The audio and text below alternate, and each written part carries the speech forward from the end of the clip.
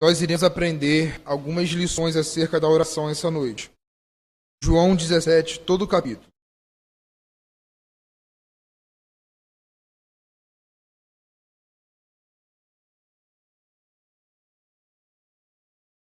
João 17. A palavra de Deus nos diz assim: Depois de dizer todas essas coisas, Jesus olhou para o céu e orou: Pai, chegou a hora. Glorifica teu Filho, para que ele te glorifique, pois tu lhe destes autoridade sobre toda a humanidade. Ele concede vida eterna a cada um daqueles que lhe deste. E a vida eterna é isso: conhecer a ti, o único Deus verdadeiro, e a Jesus Cristo a quem enviaste ao mundo. Eu te glorifiquei aqui na terra, completando a obra que me deste para realizar. Agora, Pai, glorifica-me e leva-me para junto de ti, para a glória que tive ao teu lado, antes do princípio do mundo. Eu revelei teu nome àqueles que me deste do mundo. Eles sempre foram teus. Tu os destes a mim, e eles obedeceram à tua palavra. Agora eles sabem que tudo que eu tenho vem de ti, pois lhes transmiti a mensagem que me deste. Eles a aceitaram e sabem que eu vim de ti, e creem que tu me enviaste. Minha oração não é por este mundo, mas por aqueles que me deste, pois eles pertencem a ti. Tudo que é meu pertence a ti, e tudo que é teu pertence a mim. E eu sou glorificado por meio deles. Agora deixa este mundo. Eles ficam aqui, mas eu vou para a tua presença. Pai Santo, tu me destes teu nome. Agora protege-os com o poder do teu nome, para que eles estejam unidos, assim como nós estamos. Durante meu tempo aqui com eles, eu os protegi com o poder do nome que me deste. Eu os guardei de modo que nenhum deles se perdeu, exceto aquele que estava a caminho da destruição, como as Escrituras haviam predito. Agora vou para a tua presença. Enquanto ainda estou no mundo, digo estas coisas, para que eles tenham minha alegria em si mesmos. Eu lhes dei tua palavra, e o mundo os odeia, porque eles não são do mundo, como eu também não sou. Não peço que os tire do mundo, mas que os protejas do maligno. Eles não são deste mundo, como eu também não sou. Consagra-os na verdade, que é a tua palavra. Assim como tu me enviaste ao mundo, eu os envio ao mundo. E eu me entrego como sacrifício santo por eles, para que sejam consagrados na verdade. Não te peço apenas por estes discípulos, mas também por todos que crerão em mim, por meio da mensagem deles. Minha oração é que todos eles sejam um, como nós somos um. Como tu estás em mim, Pai, para que todo mundo saiba que tu me enviaste e que os ama tanto quanto me amas. Pai, quero que os que me deste estejam comigo onde eu estou. Então eles verão toda a glória que me deste, porque me amaste antes mesmo do princípio do mundo. Pai justo, o mundo não te conhece, mas eu te conheço, e estes discípulos sabem que tu me enviaste. Eu revelei teu nome a eles, e continuarei a fazê-lo. Então teu amor por mim estará neles, e eu estarei neles. Senhor, mais uma vez rogamos a tua bênção. Abre os nossos olhos para que possamos ver as maravilhas da tua palavra. Em nome de Jesus. Amém. Meus irmãos, Jesus teve uma vida de oração. Isso não é novidade alguma. Orar era uma de suas prioridades enquanto aqui na terra. No entanto, aqui em João 17, não apenas é dito que Jesus orou, mas o que ele orou foi anotado por João para a nossa edificação. O seu conteúdo é, ao mesmo tempo, uma oração ao Pai e um ensino aos seus discípulos. Queridos, Hoje nós iremos, diferentemente do que eu costumo fazer, que é versículo por versículo, nós iremos apenas elencar alguns versículos que falam acerca da oração. Nós vamos aprender com a oração sacerdotal como orar e o que orar por meio dessa oração de Jesus. É extraordinário o que o apóstolo João fez por nós ao registrar a oração perto da cruz. Nós podemos ter contato direto com uma oração de Jesus.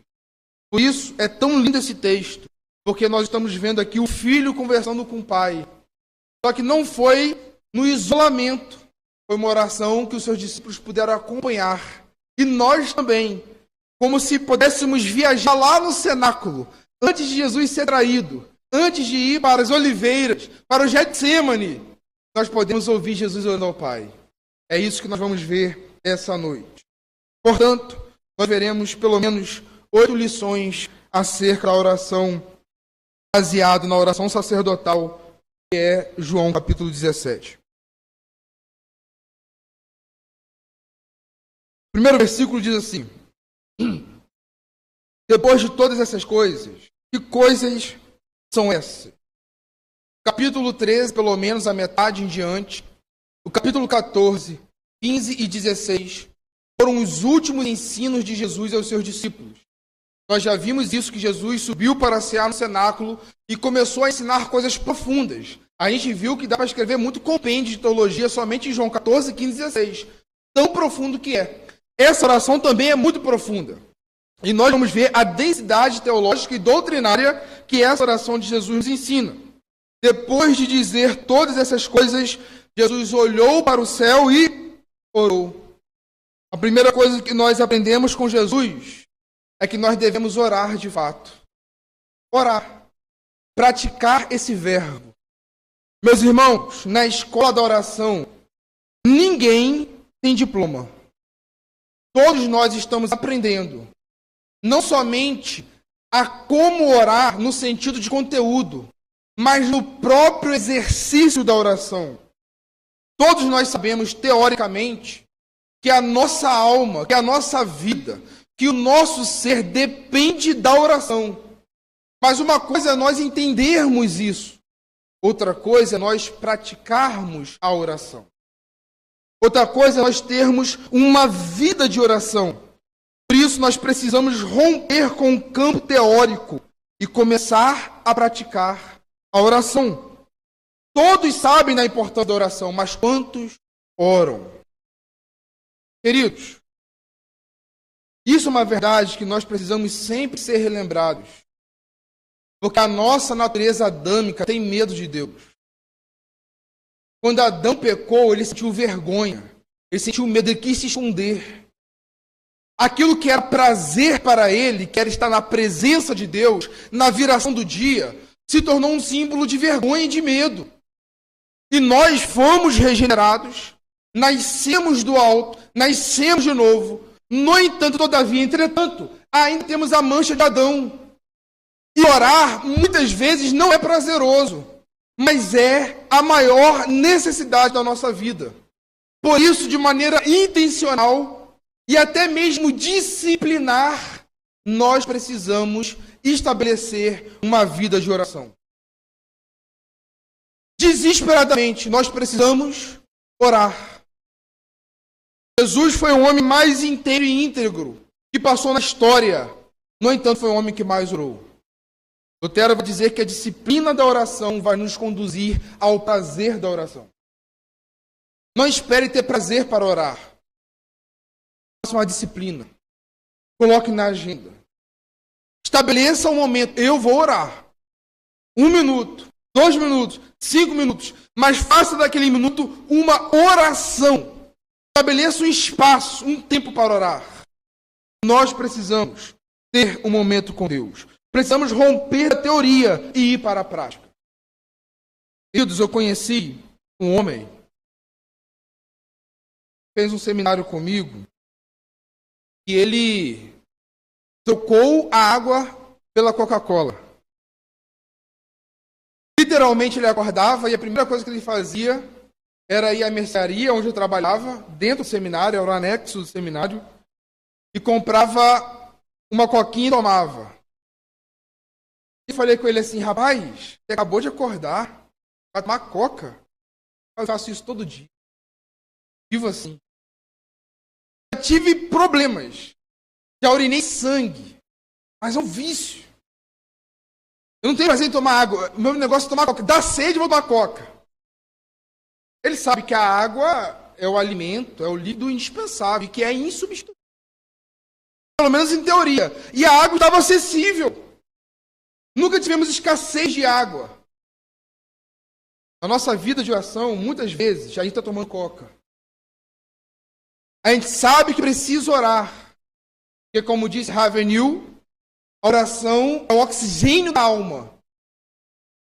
A gente conversa com todo mundo e com todos. Inclusive com pessoas que são fake. No mundo virtual. E esquecemos de orar com Deus. De falar com Deus.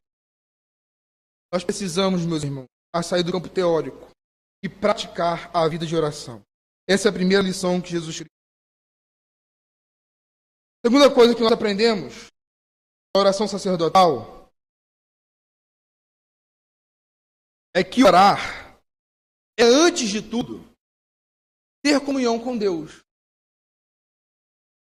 Eu sei que súplica, intercessões e pedidos são elementos da oração, faz parte. Mas nunca orou quem sempre se aproxima de Deus assim. Porque só ora quem tem uma aliança, um pacto. Quem está comunicado com Deus por meio da cabeça que é o Cristo. Então a oração é, antes de tudo, uma tomada de consciência de comunhão. Observe ainda no versículo 1 como Jesus se dirige a Deus.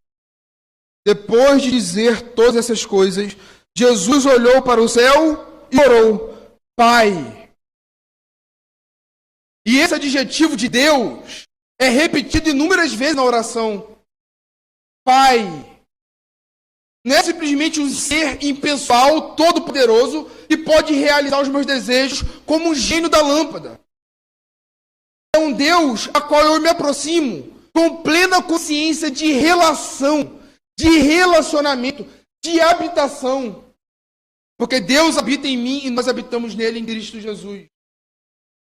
Observe, meus irmãos, o que Jesus orou no versículo 5, que diz assim, agora, Pai, glorifica-me. O que é glorificar-me? Leva-me para junto de ti, para a glória que tive ao teu lado antes do princípio. Qual é a glória que o Filho busca? Ter uma maior relação, uma maior intimidade com o Pai. Aquilo que ele usufruía no seu estado pré-encarnação, ele agora vai voltar. E esse é o gozo do Filho, esse é o prazer de Jesus, relacionar-se com o Pai, ter comunhão com Deus. Meus irmãos, como nós precisamos entender que Deus quer sim nos atender aos nossos pedidos. Mas antes de sermos alguém que está indo num banco sacar um dinheiro, Deus quer ver um filho adentrando numa relação com ele. Observe o que Jesus vai dizer em Mateus, capítulo 6, versículo 6. Tem uma expressão que eu gosto muito desse versículo e que me chama muita atenção. Mateus 6, versículo 6. Jesus vai ensinar sobre oração. E olha só o que Jesus vai falar. Mas, quando orarem, cada um vá para o seu quarto, feche a porta e ore a seu pai em segredo. Então seu pai, que o vê, que o observa em segredo, os recompensará. A oração, antes de pedir, tem mais a ver com estar diante de Deus. O seu pai que o vê. Não é o pai que primeiro ouve, é o pai que o vê. Uma coisa, meus irmãos, é ouvir uma criança entrando ali sabendo que vai me pedir uma coisa. Uma outra coisa é ouvir que a criança que está entrando é Catarina, minha filha. A relação, o relacionamento, antecede essa aproximação. Por isso nós precisamos ser batizados com essa consciência de presença de Deus, porque a presença de Deus é a própria recompensa da oração. Vamos dizer que de todos os seus pedidos Deus disse não. Foi uma bênção, porque Deus te livrou, certamente. Mas vamos dizer que Deus te disse não em todos os seus pedidos. Você já saiu de lá recompensado, porque Deus é galardoador daqueles que têm fé nele. E o maior galardão é a sua presença, é a sua pessoa, é ter o privilégio do contato com Deus diretamente. Nós aprendemos então com Jesus que a oração é, antes de tudo, uma comunhão com Deus. A terceira verdade da oração que nós aprendemos, o nosso Senhor e Mestre, é que orar é a mais nítida demonstração da nossa dependência. Orar é a mais nítida demonstração da nossa dependência de Deus. Versículo 1, meus irmãos. Depois de dizer todas essas coisas, Jesus olhou para o céu e orou. Não houve mestre na história humana como Jesus. Não houve mestre na história humana como Jesus. E mesmo assim, ele não se estribou em sua competência para a formação dos seus discípulos. Jesus acabou de ensinar as verdades mais preciosas para os seus discípulos. João 14, 15 e 16. No entanto, apesar dele ter ensinado verdades preciosas, exatas e precisas, apesar dele ter dado o máximo de si, o seu ministério estava estribado na dependência em Deus. Queridos, quando, um tempo atrás, eu estava estudando João 17, eu aprendi uma coisa. Eu quero compartilhar com os irmãos. É comum quem vai pregar, orar antes de pregar. Isso é bom, porque mostra dependência. E é praxe. Senhor, me abençoe. Hoje mesmo estava no meu momento com Deus, falando: Deus, prepara a igreja para ouvir a palavra. Prepare o pregador, tenha misericórdia de mim. Mas é uma prática, meus irmãos, pastoral que eu tenho. Todo domingo, quando eu saio do púlpito, vou para casa. Antes de dormir, eu oro. Senhor, não abençoe somente o momento da minha preparação, mas abençoe agora aquilo que eles receberam. É pré e é pós. É antes e depois. O ministério deve estar no invólucro da oração.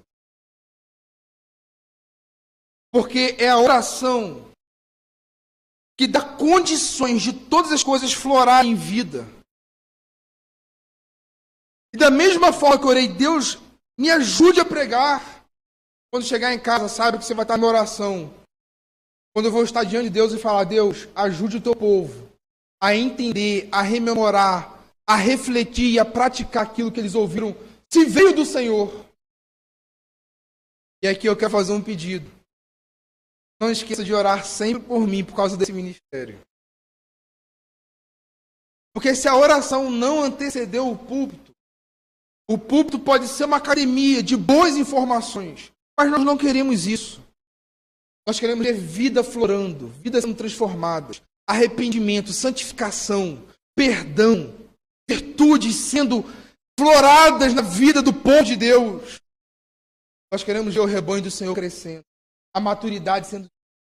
E tudo isso deve ser feito por meio da oração. Jesus foi o maior mestre da história. Ensinou as maiores verdades. Mas não parou aí, ele orou. Esse ato, meus irmãos, que nós temos de orar antes da mensagem, até mesmo depois, não deve ser algo mecânico e meramente litúrgico.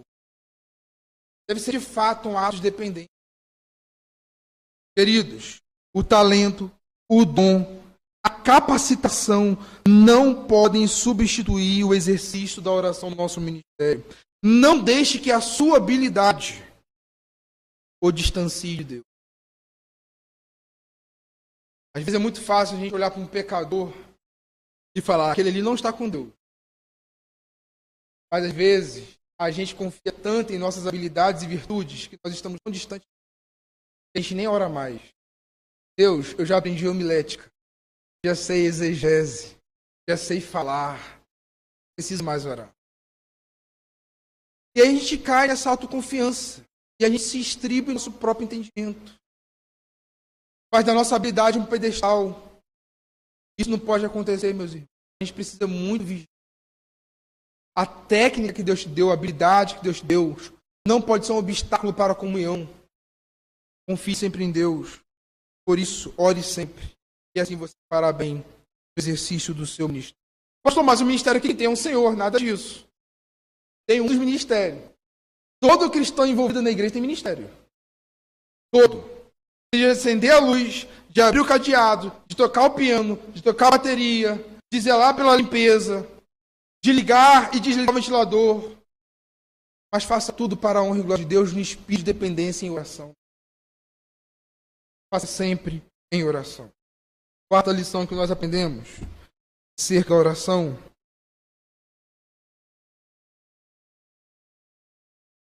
é que orar deve ser sempre o primeiro exercício antes de executarmos uma grande missão. Observe comigo o versículo 1 e o versículo 19. Depois de dizer todas essas coisas, Jesus olhou para o céu e orou: Pai, chegou a hora, glorifica o teu filho, para que ele te glorifique. Esse glorificar o teu filho não é aquela glória humanista que nós pensamos, que é um louro na cabeça e que é um trono para se assentar. É a cruz. Por isso Jesus está orando: glorifica-me. Ajude-me a passar nesse processo de moenda, onde eu serei espremido pela sua ira, para que o Senhor seja glorificado. E o versículo 19 vai nos ajudar a entender isso. O que é glorifica-me? No versículo 19. Eu me entrego como sacrifício santo por eles. Jesus está orando porque agora ele está à sombra da cruz. Ele sempre soube que esse momento chegaria, mas agora, perto de beber o cálice da ira de Deus, recorreu ao Pai em oração para que ele pudesse então cumprir cabalmente a sua missão. Há coisas na vida cristã, meus irmãos, que exigem de nós muita força moral. Muita força moral. Tem coisas na vida cristã que nos coloca entre a cruz e o punhal, que exigem de nós fibra. Exige de nós sermos verdadeiros quando a gente não quer ser. Exige de nós sermos ensináveis quando a gente não quer ser. Exige de nós darmos passos para a cruz, quando a cruz significa que nós iremos morrer, e morrer uma dor vergonhosa. Por isso nós precisamos orar. Porque existem coisas que humanamente nós vamos olhar e falar: Deus, eu sou fraco. Não é o caso de Jesus. Jesus experimentou a fraqueza humana, certamente. Mas ele era um homem plenamente hábil, moralmente, espiritualmente, para encarar o que encarar. Mas na sua humanidade, ele falou: Pai, se possível, passe-me de mim esse cálice. Deus, glorifica o teu nome. Deus, eu serei um sacrifício. Está chegando o momento. Uma grande missão. Uma grande obra. Tudo dependia desse momento. Queridos, às vezes eu venho para cá pregar e eu falo assim: Deus, pelo menos é a concepção que eu tenho de pregação. Tantas coisas dependem desse momento, são 40 minutos. Domingo passado eu exagerei um pouquinho, né? Foi mais de uma hora, mas porque eu tinha que terminar o tema. São 40 minutos, 50 minutos. É um momento tão importante, pode definir a eternidade de pessoas. Eu não sei se todos têm essa concepção, mas é algo tão grande que eu falei assim: Deus, me ajude. Aí, de novo, eu quero trazer para a vida da igreja, porque talvez você pode distanciar a vida do pastor da vida de membresia, mas todos nós estamos envolvidos nisso. Eu estou falando de um aspecto do ministério que se resume a quinta e a domingo. Mas o grande ministério é a sua vida. Por exemplo, se você está casado, você tem uma grande missão. Se você está casado, na verdade, essa é a sua grande e maior missão. Nada pode ser maior do que isso. É a sua vida espiritual com Deus. Mas no horizonte da nossa vida, o seu casamento é a coisa mais importante. Uma grande missão.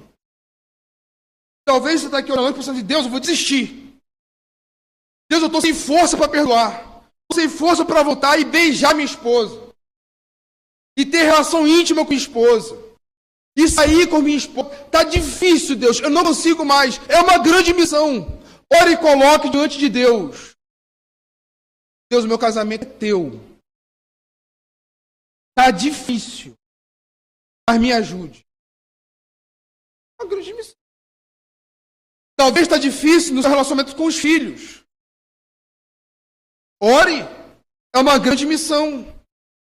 Enfim, há inúmeros aspectos que são grandes, mas que às vezes nos falta consciência. Por quê? Porque nós estamos imersos numa cultura que desvaloriza e fala que o casamento é descartável, que quem cuida do filho é a creche, a escola, não sou eu, é o pastor.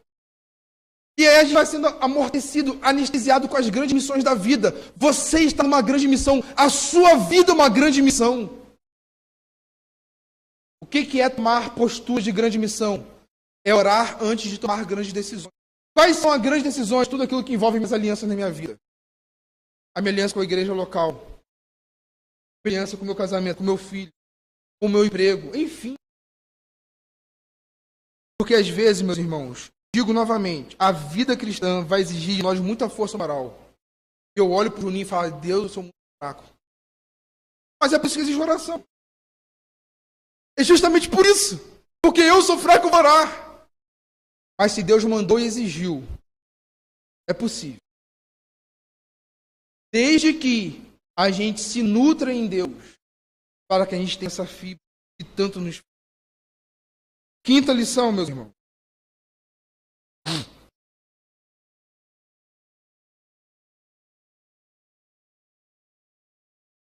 A oração é a mais nítida demonstração de cuidado para com a quem nós amamos. A oração é a mais nítida demonstração de cuidado para com quem nós amamos. Versículo 11, versículo 15. Olha o que Jesus orou. Versículo 11, versículo 15. Eu lhes disse estas coisas para que fiquem repletos da minha alegria. Sim, tua alegria transbordará. Versículo 15. Já não os chamo. Desculpa, meus irmãos. Estou vendo que está diferente. O ventilador me traiu. Virou minha página. Versículo 11 e 15. Agora deixa este mundo. Eles ficam aqui. Mas eu vou para a tua presença. Pai Santo, tu me deste teu nome. Agora protege-os com o poder do teu nome. Para que eles estejam unidos. Assim como nós estamos. Versículo 15 agora, meus irmãos. Não peço que os tires do mundo, mas que os proteja do maligno. Jesus fez isso tudo enquanto esteve com os seus discípulos. Os aninhou com a galinha, faz com seus pintinhos, protegeu os seus discípulos. Agora Jesus está indo embora. Mas ausência não significa falta de cuidado. Então, como presença física não significa cuidado real e verdadeiro. Qual é o maior sinônimo de cuidado que nós podemos ter por aqueles que nós amamos? A oração por eles. Se eu estou distante por impossibilidade física, mas eu oro, eu cuido deles. Mas se eu estou próximo, se eu estou presente, mas não oro, não estou cuidando como deveria estar cuidando. Eu não posso confiar a educação da Catarina simplesmente aos meus cuidados. Eu preciso orar. Deus, toma a Catarina em 2 mãos. Regenere esse coraçãozinho, canhadão. Salve ela, santifique ela. Mate o ego dela. Não posso confiar simplesmente na minha educação. Então, se nós estamos tão próximos, mas não orando, eu posso melhorar o meu cuidado. E se hoje eu não posso estar perto daquele que eu amo, eu posso cuidar, desde que eu esteja orando. Jesus estava se distanciando dos seus discípulos, mas mesmo assim estava orando, cuidando deles, mesmo em sua ausência. Oração é sinônimo de cuidado. seja você perto, seja você longe. C.S. Lewis disse uma frase muito bonita, poética, linda, belíssima e verdadeira.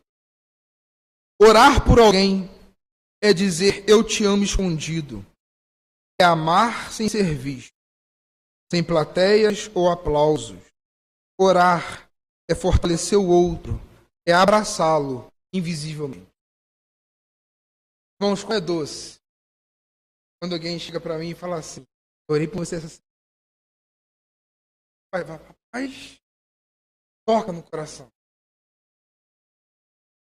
Cuide, meus irmãos, daqueles que vocês amam, com muitas coisas. Faça o que você já tem feito, desde que seja manifestação de amor. Mas não negligencie a oração, porque é o maior ato de cuidado, de proteção que nós podemos dar àqueles a quem nós... Esta lição que nós aprendemos com a oração sacerdotal é que orar pela expansão do reino de Deus deve ser uma de nossas maiores prioridades. Orar pela expansão do reino de Deus deve ser uma de nossas maiores prioridades. Versículos 18 e 20. O Senhor orou assim. Versículos 18 e 20. Assim como tu me enviaste ao mundo, eu os envio. Agora o versículo 20. Não te peço apenas por estes discípulos, mas também por todos que crerão em mim por meio da mensagem dele. Observe que há uma preocupação em Jesus com a expansão do seu reino, com a multiplicação de seus discípulos, com aqueles que haveriam de crer. Queridos, nós aprendemos com a oração de Jesus que devemos deixar a timidez de lado e orar por grandes coisas. Nós não podemos ser tímidos em nossa oração. Precisamos olhar para o baixo grande e falar, Deus, me deu o baixo grande. Nós nos responsabilizamos por esse bairro. Nós queremos ser uma igreja para a cidade. Nós queremos que o teu povo, por onde quer que esteja, te louve e te glorifique. Nós precisamos ser ousados nisso, porque nós não queremos construir uma Babel. A gente não quer aqui fazer que a igreja batista no Baixo Grande seja símbolo da nossa prepotência, do nosso orgulho, do nosso nome. Nós queremos que o reino de Deus avance. Nós queremos que as pessoas sejam alimentadas pela verdade e pelo evangelho. Queridos, a nossa transmissão, por exemplo, ela é muito pequena, alcança poucas pessoas. Mas essa semana eu tive um retorno de uma pessoa da capital do Rio, da Bahia e de Goiás que assistiram mensagem. Olha que coisa incrível. Uma igreja pequenininha alcançou pelo menos mais 3 municípios distantes de nós. Coisa pequena. Mas observe que tudo isso gira em torno de nós fazermos com que o nome de Jesus Cristo seja glorificado. Nós precisamos ter esse intento e orarmos por isso. Nós precisamos ter coragem de orar e não ter medo do crescimento. Fico imaginando Pedro, depois que orou, 3.000 pessoas se converteram. Imagina o coração palpitando, meu Deus, o que eu vou fazer? 3.000 pessoas! São 3.000 problemas! Meus irmãos, sendo bem sincero aqui, graças a Deus, estou a pastorear uma igreja muito boa. Mas ser pastor é ter o problema dele e de todo o rol de membresia. Já viram aquele memezinho que o pastor está tomando café e tá, meu Deus, como tá? É assim mesmo, o negócio não para não, a mente não desliga. Agora, a gente não pode ter medo disso. Deus vai capacitar. Deus vai mandar obreiros. Deus vai mandar pessoas e servos dispostos a botar a mão na massa. Nós precisamos orar para que o reino de Deus avance e precisamos deixar a timidez de lado. Vamos olhar para o Baixo Grande como nosso campo. Seja o que Deus quiser. Porque a obra é dele, o reino é dele. E para ele é toda a honra, toda a glória e todo louvor. Não fique tímido, ore pela sua família. Não perca a fé. Não perca as esperanças, não solte a corda, as rédeas. Ore por coisa grande, meus irmãos. Porque nós não podemos orar, por exemplo, pelos países fechados. Deus, eu estou tão distante. Será que faz diferença? Faz diferença, meus irmãos. Nós estamos distantes, mas o Deus que ouve, não. A gente não pode achar que o Kim da Coreia do Norte tem mais poder que Jesus Cristo. Nós estudamos a escatologia. Quem está no trono dessa história é Jesus Cristo ressurreto, cheio de poder e glória. A China não vai conter o reino de Deus. Os países que estão na janela 10/40 não vai conter a expansão do reino de Deus. E sabe por que nós precisamos orar por isso? Porque quando a gente ora, a nossa dinâmica, a nossa atividade, o nosso movimento muda. Se nós orarmos com sinceridade, Deus vai nos usar para isso. E eu quero trazer a memória dos irmãos o grande missionário William Carey, pai das missões modernas. E quando quis fazer missões, um dos seus líderes espirituais falou para ele assim: não precisa ir. Se Deus quiser salvar os seus eleitos, Deus o chamará e o salvará, com ou a sua ida. Mas ele indo contra todo prognóstico e toda falta de incentivo, lendo e estudando a Bíblia, ele decidiu: eu vou para a Índia. Ele foi para a Índia, meus irmãos, com um casamento muito ruim. A esposa não sonava, traduziu a Bíblia, fez uma gráfica lá na Índia, aprendeu o idioma, gerou, inclusive, educação. Ele aboliu leis, por exemplo, que quando o homem morria, a viúva não vivia. A viúva era amarrada ao corpo do defunto e era queimado junto. Ele aboliu essa lei na Índia. Ele construiu gráfica. Ele fez muita coisa por Deus, sem incentivo. Ele disse uma frase para nós que é muito maravilhosa: grandes coisas para Deus. Façam grandes coisas para Deus. E espere grandes coisas de Deus. Nós fizermos grandes coisas por essas crianças, nós não somarmos, nós não ficarmos à mercê das pessoas que Deus tem nos dado para cuidar, se nós de fato abraçarmos aquilo que Deus quer que a gente abrace, a provisão do Senhor vai chegar. Se nós tivermos disposição para abraçar missionários, obras missionárias, investir em missões, em sermos obreiros, Deus vai fazer grandes coisas acontecer, porque a obra é dele, não é nossa. Grandes coisas nós podemos esperar de Deus se nós nos dispusermos a fazer essas grandes coisas. A penúltima lição que nós aprendemos, coração de Jesus, é que orar pela unidade do povo de Deus também deve ser uma grande prioridade do seu povo. Nós precisamos aprender a orar pela unidade do povo. Versículo 21 e 22. Os desdobramentos teológicos dessas verdades nós veremos em outra mensagem. Hoje é só questão de oração. Versículo 21 e 23. Minha oração é que todos eles sejam um, como nós somos um. Como tu estás em mim, Pai, e eu estou em ti, que eles estejam em nós, para que o mundo creia que tu me enviaste. Versículo 23. Eu estou nele, tu estás em mim. E eles experimentem a unidade perfeita, para que todo mundo saiba que tu me enviaste e que os ama tanto quanto me ama. Nós precisamos orar pela unidade em duas vertentes. Primeira, a unidade interna, nossa igreja local. Por que precisamos orar? Porque uma das coisas que Satanás sempre vai priorizar é implantar joio na igreja para gerar divisão do povo santo de Deus. Observe as narrativas do povo da antiga aliança. As grandes dificuldades dos líderes era a divisão. Moisés encarou divisão, inclusive com seus irmãos Arão e Miriam.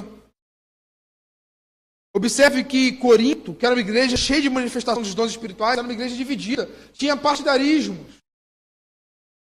Nossa igreja, pela graça de Deus, não só. Mas nós não podemos nunca baixar a guarda. Sempre orar. Porque, meus irmãos, qualquer rixa, briga e desentendimento, nós orarmos pela unidade, pela saúde, nós teremos força para superá-las e assim honrar o nome de Jesus. E a oração pela unidade vai gerar em nós perdão, paz, vínculo, ajuda mútua, seja ela material ou espiritual. Tudo isso nós alcançaremos se nós sempre tivermos a unidade da igreja local como alvo de nossa oração. A unidade, meus irmãos, é o grande fator de maturidade da igreja. Como é que a gente sabe que a igreja é madura? A igreja experimenta unidade, vínculo da paz em Cristo. Esse, se não é o maior, é um dos maiores exemplos e uma das maiores evidências de uma unidade espiritual. A unidade que o povo de Deus experimenta. Essa unidade vai nos preparar para termos paz, perdão, vínculo e ajuda. Meus irmãos, eu quero desafiar vocês a orar uns pelos outros. Se há uma necessidade, seja espiritual ou material, não tenha vergonha de abrir o coração. Acho inadmissível uma igreja, por exemplo, um dos nossos, acho inadmissível. Um membro da igreja passava. Eu recordo-me de um dia, uma pessoa querida que estava lá em Macapá, ela mandou mensagem para mim no WhatsApp falando assim, estava passando por um momento muito difícil de saúde. Falou assim para mim, gente, que doeu meu coração. Tá de chorar na hora, assim, R$10 para completar no meu medicamento. Como enviar para mim? R$10 é mesmo. Mas se faça conhecido, fale. Não é vergonha nenhuma. A gente está aqui justamente para isso. Isso é unidade, nós somos uma família. Tenha vergonha disso. Ao como é a nossa. A outra frente que nós precisamos orar é pela unidade externa. Isso significa nós orarmos pela unidade entre as denominações do Brasil. Apenas um adendo, não existe unidade fora da verdade. Precisamos sempre ter essa luz em nossa mente. Mas, meus irmãos, nós não somos tão bons ao ponto de não podermos praticar virtudes e ações cristãs totalmente divorciados de outros irmãos. Por exemplo, semana passada a gente foi abençoado com o reverendo Dias Lopes, pregando lá em São Jacinto, na Roça, presbiteriano. Unidade da Igreja de Cristo. Tem que ser uma coisa que, poxa, pastor, é lógico, mas às vezes não é tão lógico, assim, tão evidente, não. Por que nós precisamos orar pela unidade do povo de Deus em relação às denominações? Porque isso vai gerar em nós um reconhecimento fraternal. Quando eu olho para os nossos irmãos aqui da Metodista, da Assembleia de Deus, eu olho para ele e falo, Deus, graças a Deus, que há pessoas salvas, eleitas do Senhor, que não estão conosco, mas que são tuas, porque lá estão. Isso vai gerar em nós um reconhecimento fraternal. Vai gerar em nós, inclusive, participações. Quando der e couber, é lógico. Vai gerar em nós esse medida do respeito. Precisamos orar, meus irmãos, pela unidade do povo de Deus. Infelizmente, eu vejo muitas pessoas promovendo partidarismo. Por coisas banais. Por coisas banais. E não chamam outros irmãos de irmãos simplesmente porque tem minúcias de discordância e diferença. Por último, meus irmãos, a última lição que nós aprendemos é que com isso tudo, nós devemos praticar a oração de acordo com a vontade de Deus. Versículos 6 e 8. Observe como Jesus orou. Versículos 6 e 8 diz assim: Eu revelei teu nome àqueles que me deste do mundo. Eles sempre foram teus. Tu os destes a mim. E eles obedeceram a tua palavra. Versículo 8.